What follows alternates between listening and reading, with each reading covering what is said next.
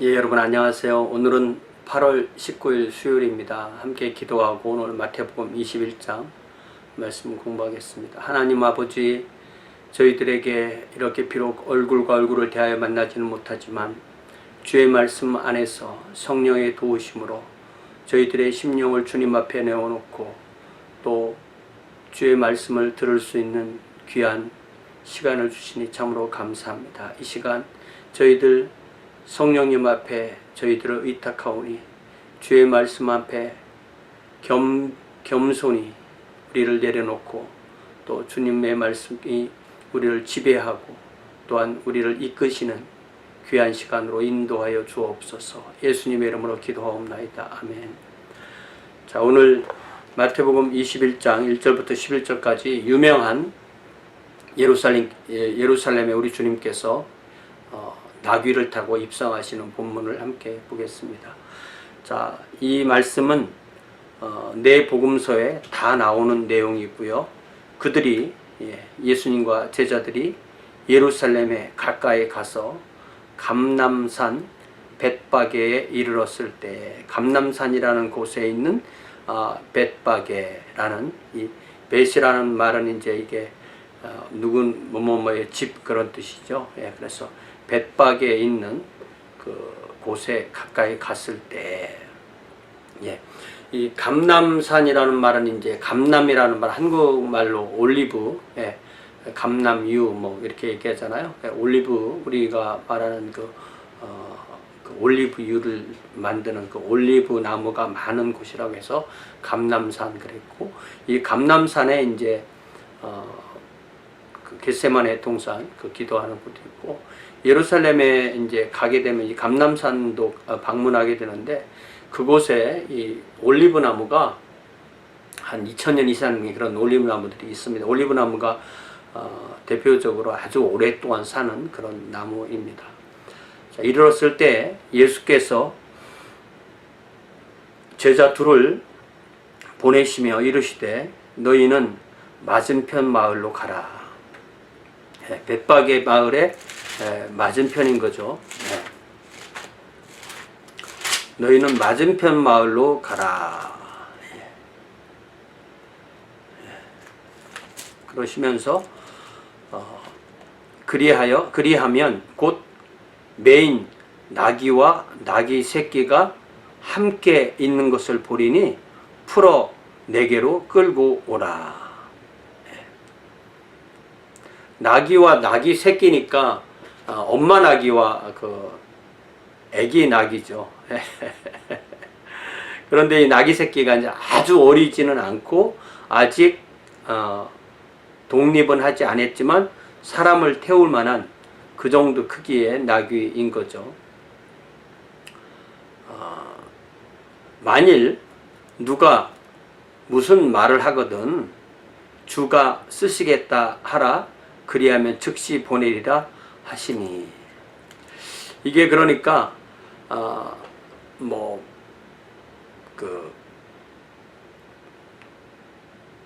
마리아 또 마르다 나사로 사람들이 사는 그 베다니 마을에 아마 이 마리아 마르다의 집에 있던 나귀일 수도 있는 거죠.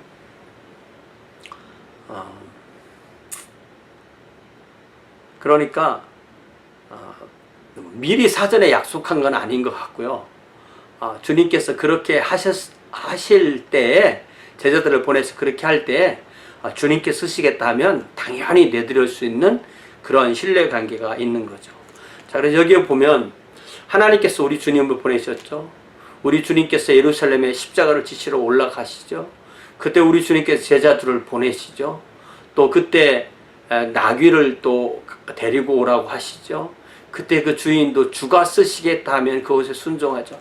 이 모든 것이 하나님의 그 명령을 순종하는, 하나님께서 쓰시겠다 하면 그것에 이렇게 순종하는 것이 나오는데, 그 핵심에 바로 이 나귀의 새끼가 있게 되는 것입니다. 우리도 사실 우리의 일생을 돌아보면 주님께서 쓰시겠다 하는 것에 순종하는 삶이 바로 우리 삶이 아닙니까? 이렇게 볼 때 우리도 언제든지 주님께서 쓰시겠다 하는 것이 우리 삶을 인도하는 귀한 지침이 될 수 있으면 좋겠습니다.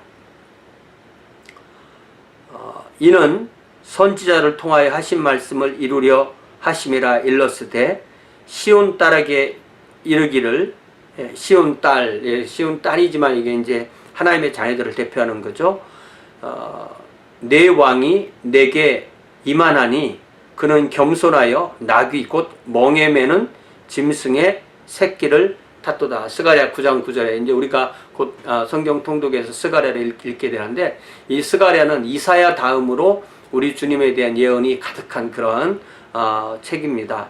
여기에 보면은 우리 주님을 메시아를 어떻게 상징하느냐면은 나귀를 타는 분. 성경에 우리가 탈 것, 짐승으로서 탈 것이 크게 이제 말과 나귀가 있다면, 말은 그 자체가 전쟁 무기고요. 또 뭐 구약에 보면 말을 처음으로 도입한 사람이 압살롬이거든요. 그래 압살롬이고, 또 말을 대대적으로 들인 사람이 솔로몬이잖아요. 그래서 말을 탄다는 것은 최고의 권력과 권위를 가졌다는 뜻이에요. 그것과 대조해서 나귀를 탄다는 것은 보통 사람들, 우리가 지난번에 전도서를 볼 때에도 오히려 보통 사람들은 걸어다니고 종들이 이런 말을 탄다 이런 표현을 쓴 것을 봐서 알다시피, 이 나귀를 탄다는 것은 아주 평민이다, 낮은 지위다, 이런 거예요. 그러면 하나님께서 보내시는 왕이 왜 나귀를 탈까?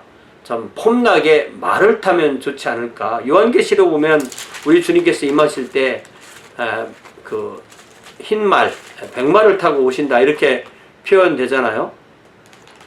요한계시록 19장 11절에 보니까, 또 내가 하늘이 열린 것을 보니 보라 백마와 그것을 탄 자가 있으니 그 이름은 충신과 진실이라 그가 공의로 심판하며 싸우더라.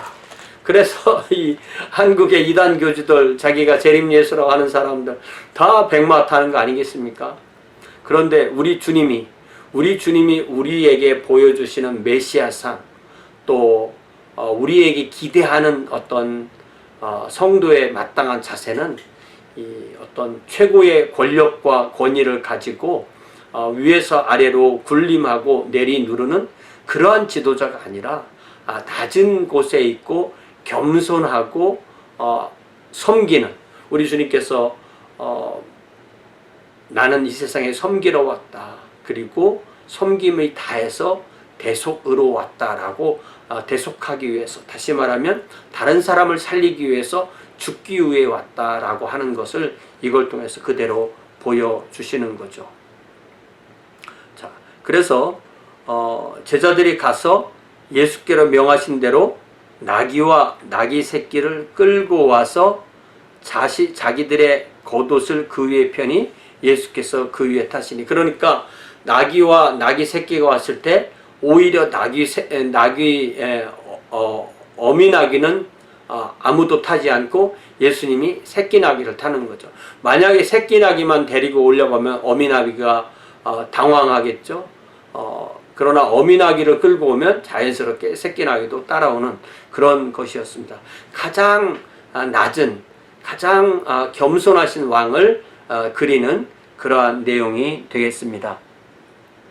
무리의 대다수는 그들의 겉옷을 길에 펴고, 다른 이들은 나뭇가지를 베어 길에 펴고, 앞에서 가고 뒤에서 따르는 무리가 소리 높여 이르되 호산나, 호시아나, 이게 이제 주여 구원하소서, 이런 이제 구원하소서, 이런 말에 그 히브리어가 이제 아람어로 바뀐 그런 내용인데요. 호시아나, 다윗의 자손이여 찬송하리로다, 주의 이름으로 오시는 이여 가장 높은 곳에서 호산나.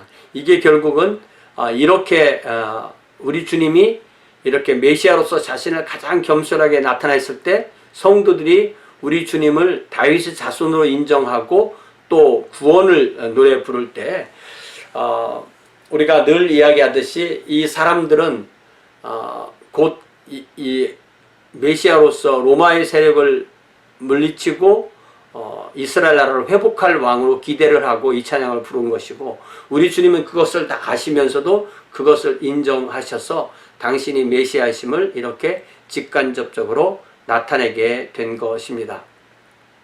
그래서 예수께서 예루살렘에 들어가시니 온 성이 소동하여 이르되 이는 누구냐 하거나, 우리가 마태복음 2장에서도 그 똑같은 내용이 나오죠. 지금 마태복음 21장인데 마태복음 2장에서 우리 주님께서 태어나셨을 때 동방에서 박사들이 와서 이스라엘 나라의 왕으로 나신 이가 누구뇨?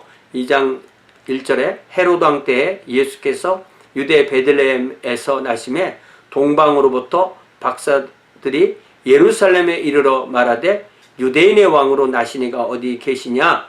우리가 동방에서 그의 별을 보고 그에게 경배하러 왔노라 하니 헤로드 왕과 온 예루살렘이 듣고 소동한지라. 똑같은 그런 유형이 됩니다.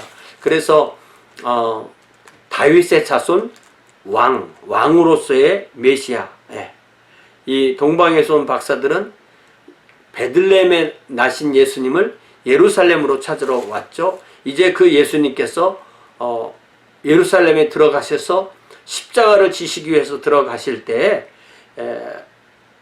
온 성이 소동하여 이르되 이는 누구냐?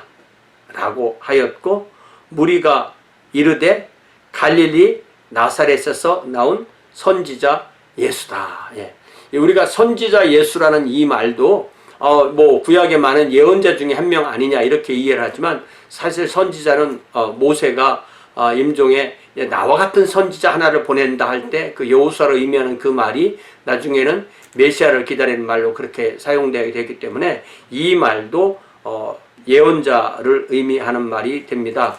또 누가복음에 예수님께서 부활하시고 나서 엠마오 마을로 내려갈 때 그때 그 함께 대화를 나눈 글로바와 또 다른 그 사람과 함께 그들이 예수님을 어떻게 이해하였느냐라고 할 때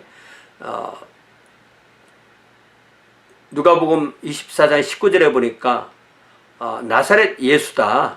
그는 하나님과 모든 백성 앞에서 말과 일에 능하신 선지자였다. 우리 대제사장들과 관리들이 사형 판결에 넘겨주어 십자가에 못 박았다. 우리는 이 사람이 이스라엘을 속량할 자라고 바랐노라. 라고 이렇게 이야기합니다. 그래서 여기서 선지자, 갈릴리 나사렛에서 나온 선지자라고 할 때 사실은 굉장히 묘한 대조를 이루는 거죠. 갈릴리 나사렛에서는 요한복음 1장에서 나다나엘이 말했듯이 선한 것이 나올 수 없는데, 그러나 예수님이 나사렛 출신이라는 것은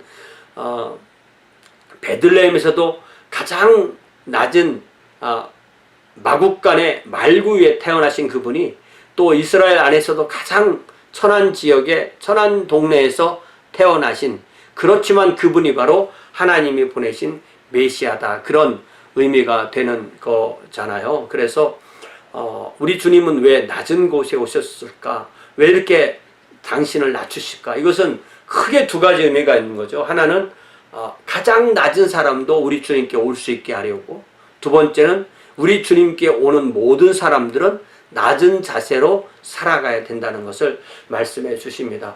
우리는 항상 자신을 낮춤으로만 섬길 수 있어요. 종의 자세는 항상 우리 주님께서 제자들의 발을 씻어 주실 때도 겉옷을 벗으시고 허리를 동이시고 무릎을 꿇으시고 물에 대야에 물을 담으시고 그 제자들의 발을 손으로 씻으셨던 것처럼, 그렇게 자신을 낮출 때에만 섬길 수 있다는 사실을 우리가 다시 깨닫게 됩니다. 우리가 주님을 섬기는, 주님을 따르는 이 삶을 산다는 것은 결국 주님처럼 사는 것인데, 주님처럼 산다는 것은 주님의 태도, 주님의 마음을 갖는 것인데, 그것은 바로 빌립보서 2장에서 말씀하신 대로 낮은 곳에 임하는 것. 물이 낮은 곳을 향해서 흐르듯이 낮은 곳에 임할 때 생명의 역사가 이루어지는 놀라운 역사가 우리 안에 일어나게 될 줄 믿습니다. 우리가 오늘도 이 말씀을 돌아보면서 주님처럼 우리가 우리의 자세를 낮추어서 겸비하게 하나님의 역사가 성령의 역사가 우리를 통해 일어날 수 있는 그러한 저와 여러분 되시기를 주님의 이름으로 부탁을 드립니다. 함께 기도합니다. 사랑의 아버지 하나님, 오늘 마태복음 21장 낮은 곳에 임하시는 겸손하여서 나귀의 새끼를 타신 우리 주님, 또 나사렛에서 나오신 예언자 선지자 우리 예수님 다시 한번 돌아보게 됩니다. 우리가 주님을 따른다 하면서도 주님의 이름으로 높은 것을 추구하지 않았는지요. 주님, 우리 자신을 돌아보게 하시고 지금 있는 이곳에서 우리 자신을 낮추어서 그 에너지로 주님을 섬기고 이웃을 섬기고 죽은 자를 살리며 죽음의 세력을 멈추며 또 하나님의 아름다운 소식이 전파되게 되는 그런 귀한 주의 자녀들로 인도하여 주옵소서. 특별히 계속되는 이 코로나 바이러스의 이 죽음의 세력이 우리의 낮은 자세의 섬김을 통하여서 끊어지게 하시고 그리하여 하나님의 생명이 계속되어지는 놀라운 역사로 함께하여 주시옵소서. 예수님의 이름으로 기도하옵나이다. 아멘.